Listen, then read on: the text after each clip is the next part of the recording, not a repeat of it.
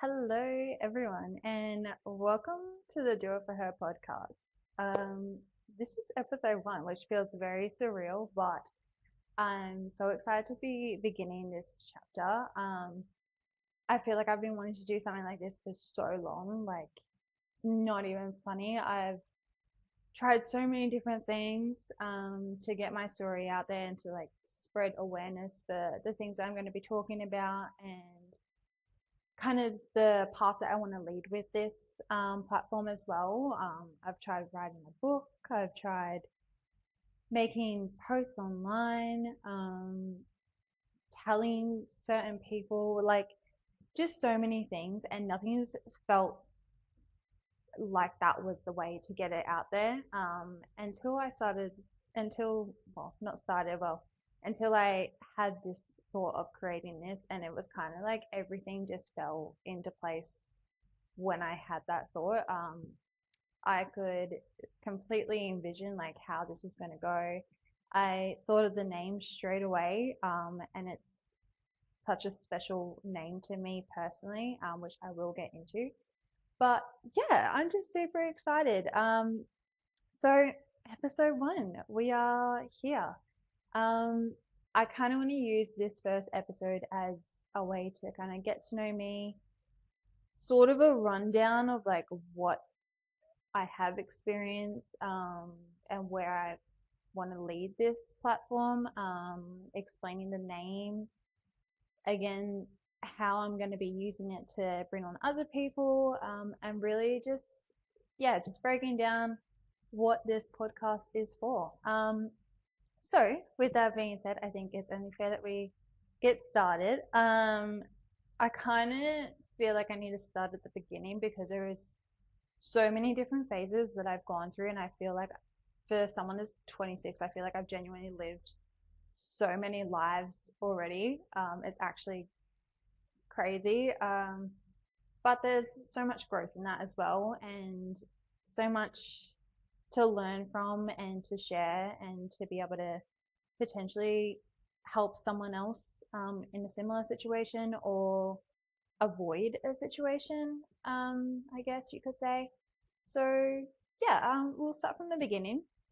So, oh gosh, I grew up in quite a domestic violence household. My parents were very, very violent towards each other, as in physically violent, mentally violent, verbally, like all the things you could possibly imagine. It was, yeah, it was definitely something to experience, and I feel like even since such a young age, I've had so much awareness about everything because I was kind of put in a position where I had to be aware of my surroundings and had to witness things that no child should ever have to witness. We will delve into that a little bit more in another episode, but yeah, it was really eye-opening from a very young age, and I feel like as a little girl, I've always been in survival mode, I guess you could say, from that young age. And I honestly would say that it's probably only been up until the past 2 years that I've been able to break that mold and come into this more grounded and at peace person that I am now today. So it's definitely been a journey in itself. But yeah, so grew up in a very domestic violence household, and then my parents got divorced when I was 9. But the things leading up to that divorce was very, very physical, very confronting, and that definitely did shape my perspective on the way I guess families are. Like my family was not anything like my friend's family, so it was very isolating as a 9-year-old girl to be in that and then go to school and try and um, I guess relate to other people or just be a normal kid. That was a challenge in itself. And you kind of, even back then, I remember like I had to hide this part of myself. because it's not normal. And that's very heartbreaking to think about as a 9-year-old girl. Um, but yeah, so they got divorced when I was 9. Um, I was seeing my dad every second weekend, and there was like court cases and everything going on. But then when I was 10, was, a lie was told, and that led to something very drastic happening. And I remember I was meant to see my dad that weekend, and I was at school, and I got called up to the office. And when I walked in there and I didn't see my dad, I knew something wasn't right. Um, and straight away, like I had this gut wrenching feeling that something's not okay and this is going to really change things. And that was when I was 10. Like having that level of awareness when you're just 10 years old, that speaks volumes as to what you've witnessed. Um, so yeah, I really feel for that little version of me. But yeah, so basically a lie was told about my dad, and I went almost a year without seeing my dad. And I can tell you that when I was a little kid, my dad was my everything, my entire world. Yeah, there's parts of my childhood that are very traumatizing that he was a part of. Nothing towards myself, but that he was a part of. And yes, I don't agree with any of that. But he really was my rock and my world. So having him ripped away from me for something that I knew wasn't true, that really, really shook me. And spent, we spent the next year fighting to bring the truth to the surface. And honestly, we were in and out of court for nearly 5 years, every single weekend, pretty much, battling this fight between my parents and this lie that almost took my dad's complete freedom and life and everything. And I remember that when we weren't able to see my dad, my mum was in a very unstable situation and she didn't show up for us kids. And that led to us kind of defending on our own. We pretty much raised ourselves, honestly. My brother is 6 years younger than me, so I was pretty much guiding him and raising him as a very small girl. And he was my best friend too. He still is. But we have a very special bond because of that. But I feel like I'm skipping so many parts. But yeah, it was a lot growing up. And I will definitely get into it a lot more. But basically, we were showing up to court and everything, completely just, it was definitely my word against everyone else's because I stuck by my dad and I knew what truth was and I wouldn't let anyone manipulate me around that, which was kind of what was going on in that situation. Um, so I was really the one that was trying to break this freedom for my dad. And where was I going? Yeah, look, it was a very interesting time. I remember going to school and we would be I was taken away to this room where they would have food and breakfast and everything available for you because I was going to school with no food. I would be gifted camp trips and things from my teachers because they didn't want me missing out and everything else that was along with that. And I remember I had this teacher in grade 5, and she was actually my teacher in grade 6 as well. And I remember constantly thinking, oh God, can you just adopt me? Like, she just held so much safety for me. And that was kind of the situation that I was in. Like, it was that bad that I wanted a complete stranger to adopt me, instead of being in my own family. And that's really hard to come to terms with. Um, but yeah, yeah, it was, it was a lot. And when I was 13, um, the truth finally came out, and that changed everything from being a girl that had nothing, constantly trying to defend for herself, raise her younger brother, being worried about my sisters because they were much older than me, so they had a lot more access to other things. They were more, they had more control or influence over their emotions, and that really did impact their mental health and everything. So there was just so much going on in this tiny frame. And then when we moved, well, sorry, when it all came out when I was 13 that what the truth was, we ended up being taken away from our mum by DHS and moved up to Queensland with my dad. Pretty much, I think it was honestly a week later. And I remember finding out that I was going to live with my dad, and I'm getting emotional. I haven't spoken about this in so long. Um, but yeah, I felt like I was coming home. Oh, what the frick? And it was just, it was so comforting to know that I could have my dad as my best friend again.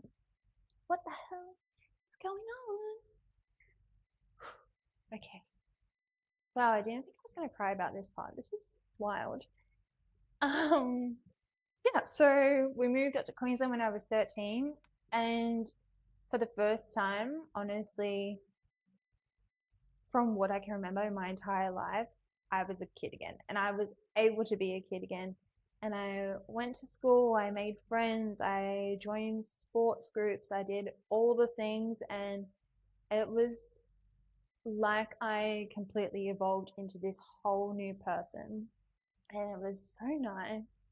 Like, I can't, those are probably the only memories that I actually have of my childhood that are good, was from the transition from moving from Melbourne to Queensland with my dad, and those, the years between grade 7 to grade 9 honestly were the best years of my childhood, and I have so many incredible memories, from then. And my memories are very scarce of my teenage years and my childhood, and that's because of something that happened much later on, um, which I will explain as well. But that's probably the only time that I do remember actually being happy.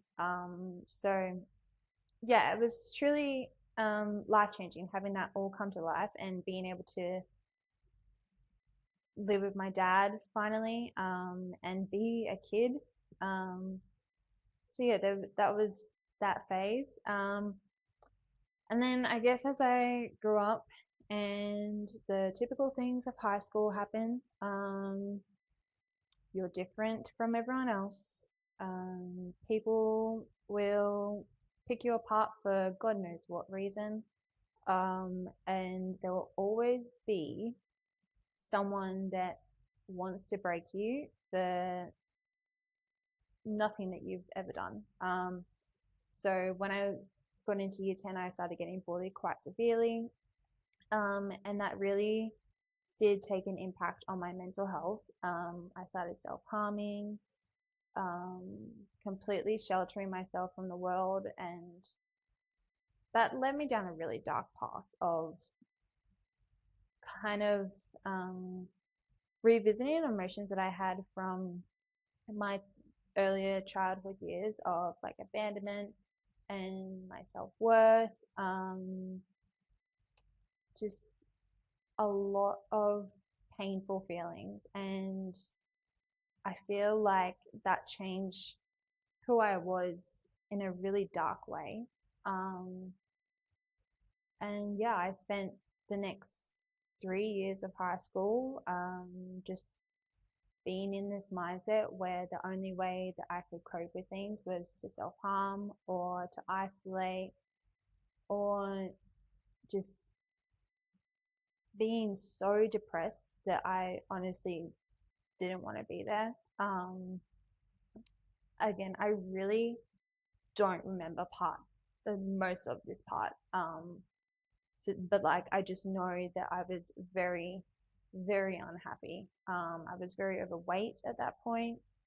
And I really didn't have a lot of friends. I had two girls that I was very close with, but they were, when you're in a group of three and there's the two that are super close and then you're kind of on the outside, that was kind of the situation. And that is no fault of their own. They are beautiful girls, but they had a lot more freedom in their life and um, obviously a lot of more of a happier life. So they were able to have that connection, and I couldn't give myself in that sense. Um, so that was pretty much my high school years. And then when I graduated, things really took a turn. I started going out pretty much every weekend as soon as I could. And when I started going out, I realized that I wasn't the pretty girl. And that led me down the path of my eating disorder. At first, it started in more of um, I would restrict and then I would eat and then I would purge and then I would go back to normal and then it was just this never ending cycle. And I remember having to go to the doctors because my bloods and everything was really off, like my heart rate, my blood pressure, and I'd lost like 10 kilos in 2 months or something. It was pretty severe. And I remember my dad sitting in there and he wouldn't believe the doctor when she was trying to say that I had anorexia and he thought that I just had gastro. Um, and when he said that, it was like I couldn't be open in terms of what I was going through and um, I had to put on this show that I was eating normally and that I was completely okay. So I was in front of him, I was normal and just going through my first years of adulthood and all the things that you go through with that. But on the back end, I was starving myself. Um, and again, even just thinking back, I really can't remember too much about that. But all I know is that from the eating disorder, that led to more partying. Um, and I started getting attention from people. And the more attention I got from people, the more I went partying. And the more I did, I started taking drugs like MDMA, things like that, just party drugs. Um, and just really was going a bit off the rails. I didn't have too much care in the world, and all I wanted was attention, and I would seek that from so many people in so many different ways. Um, and then I got to, well, I got to, I think, January of 2019, and we had a very close friend of ours suddenly pass away, and I feel like that was kind of the tipping point for me.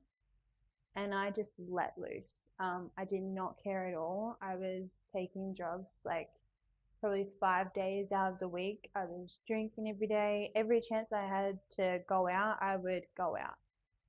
And it was just every single weekend. And then I was still on the trend of seeking attention and validation from other people. And unfortunately, it ended up getting to a point where I saw that attention and validation from the wrong person. And when that happened, um, hmm, okay. When that happened, I ended up getting kidnapped. Whoa. I don't know if I'm just really emotional today or what is going on, but I normally don't cry when I'm telling these things, so I don't know what's going on. But yeah, um, so I got kidnapped, and a lot.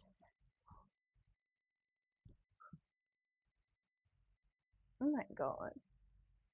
Talk about real and vulnerable. My goodness me. Um, a lot happened in that time, and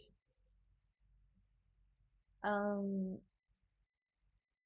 I was abused in every way you could think of. Um, they planned to completely take my life more times than one, and yeah, I would definitely break this down in a fair few episodes because there's so many different parts. Um, but yeah, I almost was no longer a person on this earth because of that. And I feel like that situation really changed every single thing about me. I was no longer this innocent, naive girl that knew nothing about the world. Um, and I was someone that had been forced to grow up and to handle something that no one should ever have to handle. Um, and my perspective on the world and the people out there completely changed. And I feel like I do need to say this part now so that I can go on to the next part. But basically, I was okay, so I was introduced to ice when I was in that situation. And before that, I was that naive that I didn't even know what ice was. Like, and that is genuine. I had never seen it, not even in photos. Um, I've never heard people talk about it. I obviously had heard the word crackhead, but I didn't know what that actually meant. Um, so that was like a whole other thing in itself. And that was used to keep me awake, um, and things. And I would, yeah. Um,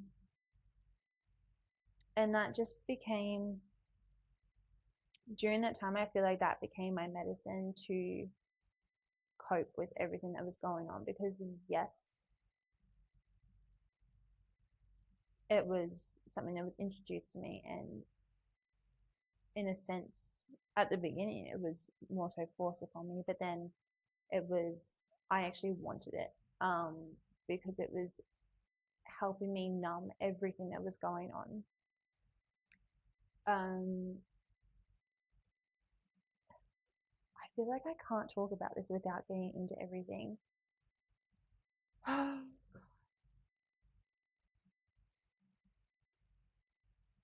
Okay,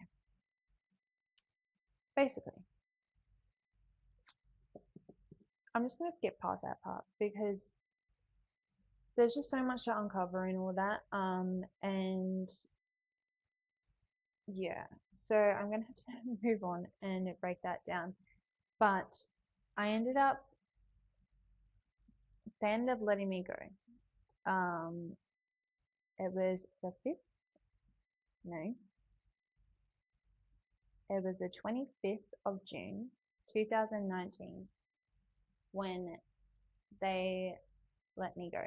And I don't know what led to that decision. I feel like they got to a position where people were starting to catch on that something wasn't right, and they were starting to get found out. Because on the back end, they were acting as if they were me on social media, messaging my family, um, making me call,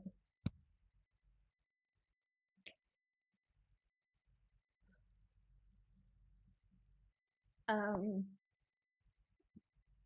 making me call my family in front of them, and I would have to relay what they were telling me to say to them so that no one would catch on.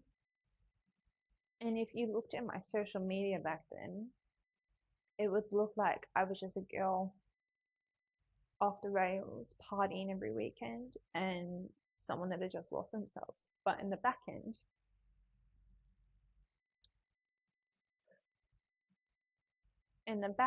I was locked in a room and being tortured.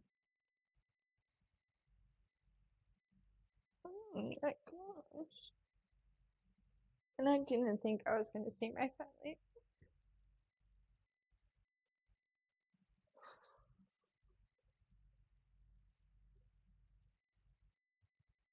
Wow. Um, so yeah, they let me go on the conditions that I had to go about my life like nothing had just happened. And if I told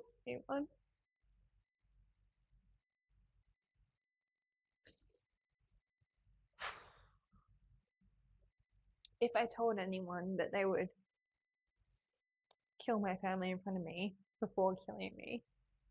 So they took me in my car to a car wash and we completely methoed my car and stripped her DNA from my car. I was given a burner phone with numbers from my actual phone written on a piece of paper. And I was only allowed to write down a few numbers of people that I could call.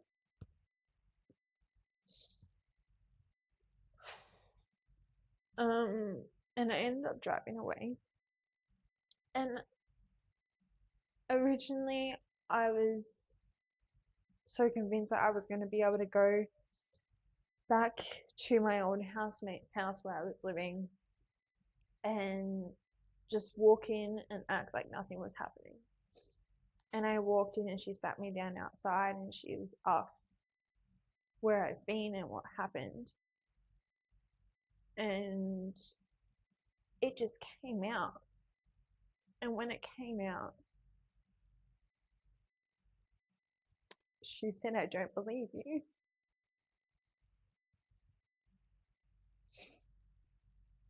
And I think that really solidified how the future was going to look for me. And I thought if someone couldn't believe me when I'm sitting there saying exactly what happened, looking like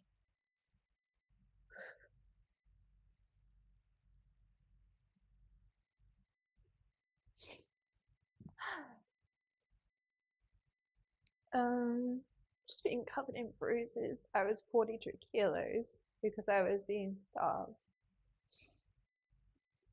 And you just knew something wasn't okay. Like, if you looked at me, you could tell that something had happened. And she said, I don't believe you. And to be fair, I don't blame her because they were messaging her as me. It was so nasty to her.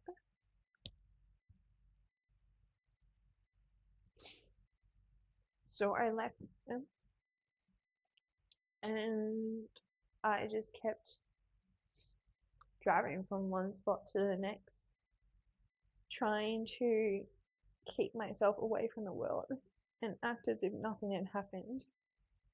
And I was just running and hiding.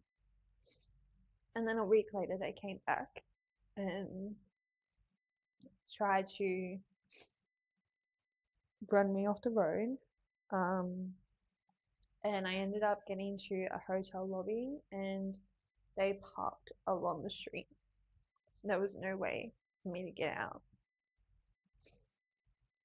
And I knew I couldn't call the police because they told me that if I did, they would kill my whole family. And they had my driver's license. They knew where my family lived. So I couldn't risk that.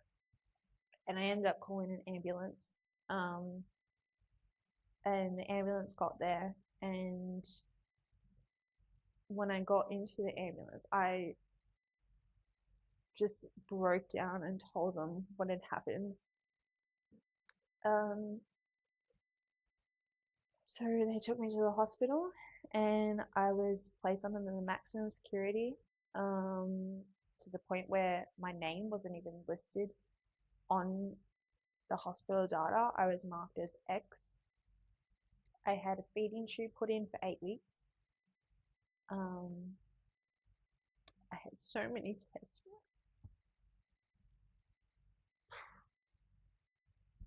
I did not think I was going to be this emotional. Okay, I had so many tests run to check for things, to treat injuries, which is a lot of things. And I ended up being in hospital for 3 months. And then, yeah, when I was in hospital, I had detectives come and they tried to get my statement and everything. And I would get to a certain point and then I just would completely break down and I couldn't breathe. And because of how weak my heart was, they couldn't put me in that situation. So they said, wait until you recover. And then when you get out, come down to the station and put in your statement. So that's what happened. I got out of the hospital and I moved back home with my dad. And because they knew where my dad's address was, I did not feel safe. And my dad did everything to try and make me feel safe. We made sure that I wasn't on social media. All the blinds had to be closed all the time. I couldn't turn on lights if no one else was home. So many things, but it just wasn't enough.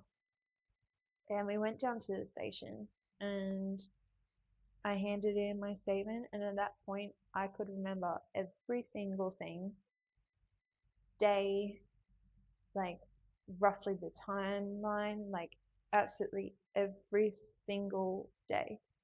And there was 72 days, I think I wrote down from memory.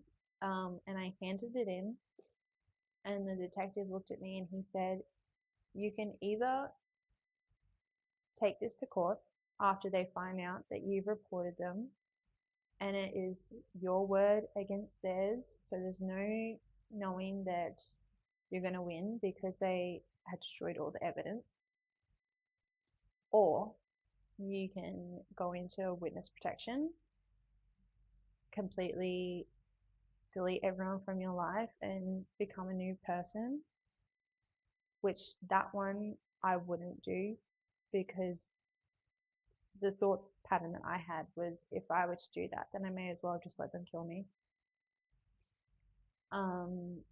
So then there was a last option that was, or you can just keep your statement here, we'll put a red flag on you, and you try to move on. And because of the opportunity of them, well, not the opportunity, the risk of them coming after my family, that's what I went with. So I tried to move on, and I went back to my dad's house, and I'm pretty sure it was 2 days later that I ended up running away. And from there, a lot more happened, and I feel like it was the 2 years following, that really traumatized me a lot more than the actual event, because it was my own doing, I guess you could say. I continued staying on ice. I was seeking out people that were dangerous enough to provide me safety against dangerous people. So I feel like you could imagine what that would entail. And I was put into a lot of really, really dangerous situations. I was so unhealthy. Um, and it just went on like that for 2 years of being on ice every single day. Um, being around people that were extremely dangerous, that were putting me in dangerous situations, and completely just running for my life for 2 years. And it got to a point in 2021 where I just couldn't do it anymore. I was in so much danger,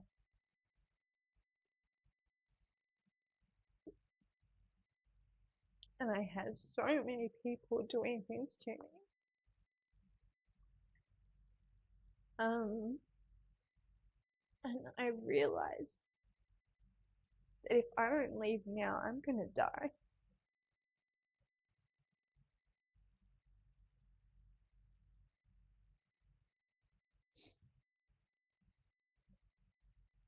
So I ended up deciding within 10 minutes notice that I was done. I couldn't do it anymore. I couldn't keep fighting this battle on my own and staying stuck here around the same people that were causing me so much danger.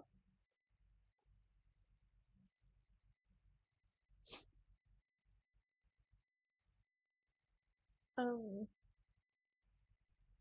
so I decided to leave Queensland and I just drove.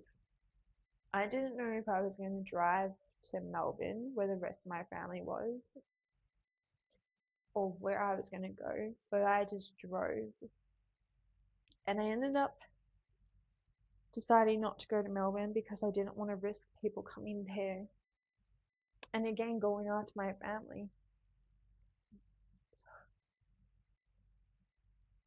So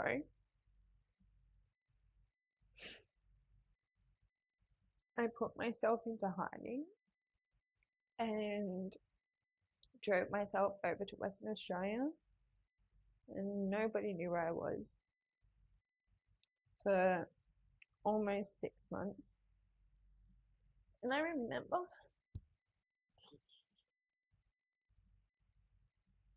the pain that I put my family through by doing that because they didn't know if I was dead or alive or what was going on.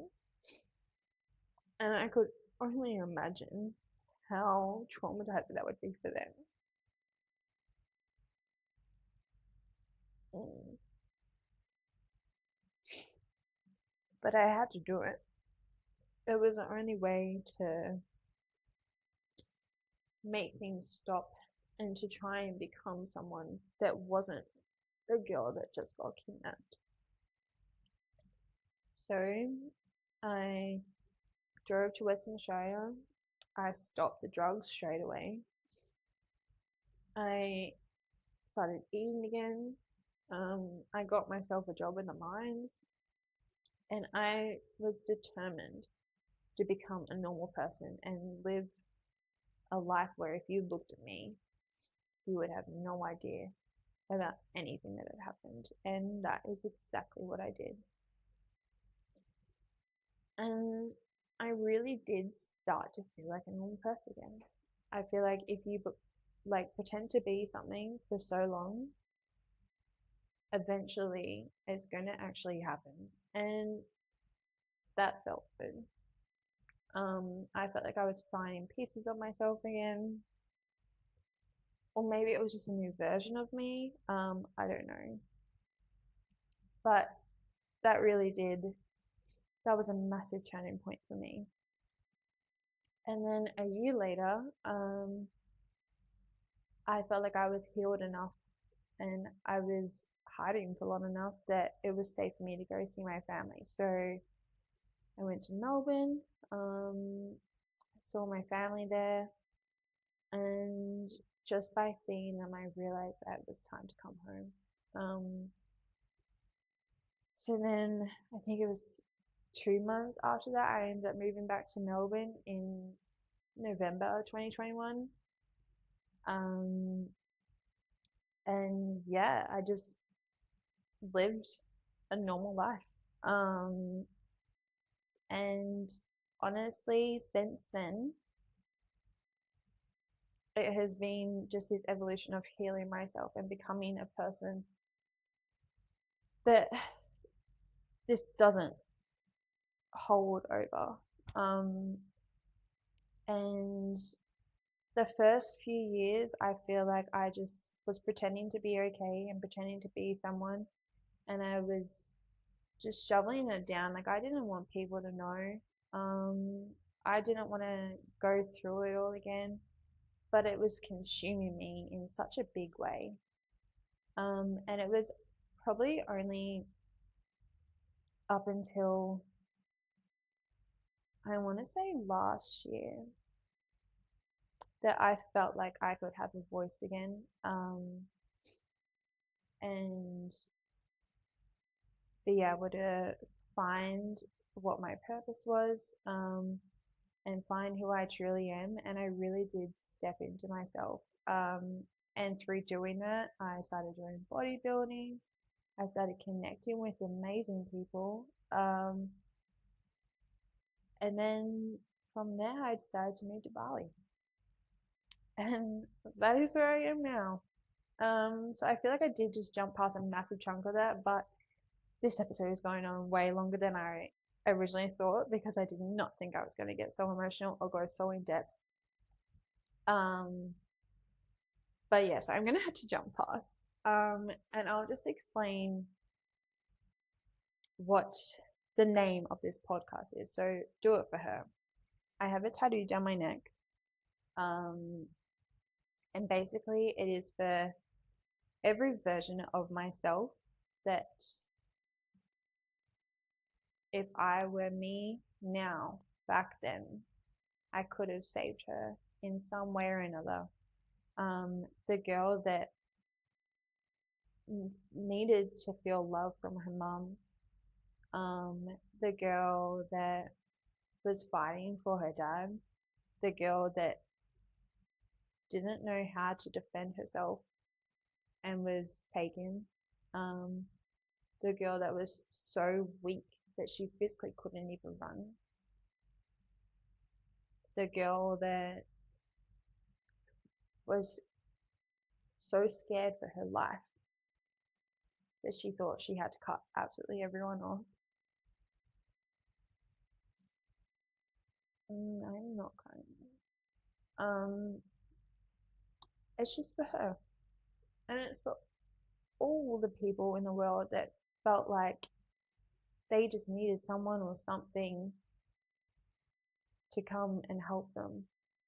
Um, and I feel like we all have been in a situation like that where we've needed a version of ourselves back then, or someone to just tell us that things are okay, or someone to reach out a hand, or someone to just notice.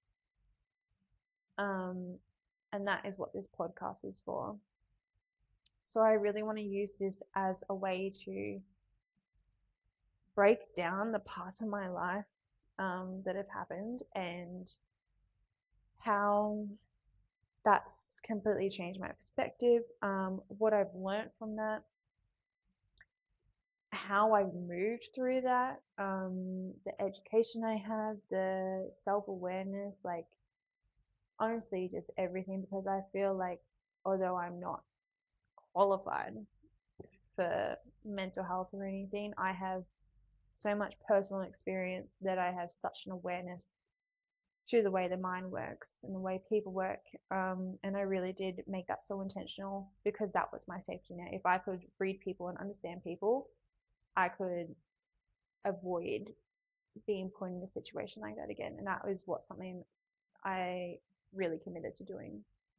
Um, so yeah, I just want to talk about my own personal experience, but then I also want to use this as a way to bring on other people so that they have a platform to share their story and share what, well, one, how they've completely changed their lives, and two, how they did it, three, what they went through, and four, what they've learnt from doing that. Um, because I feel like there is so much education in the world that doesn't have to come down from a book.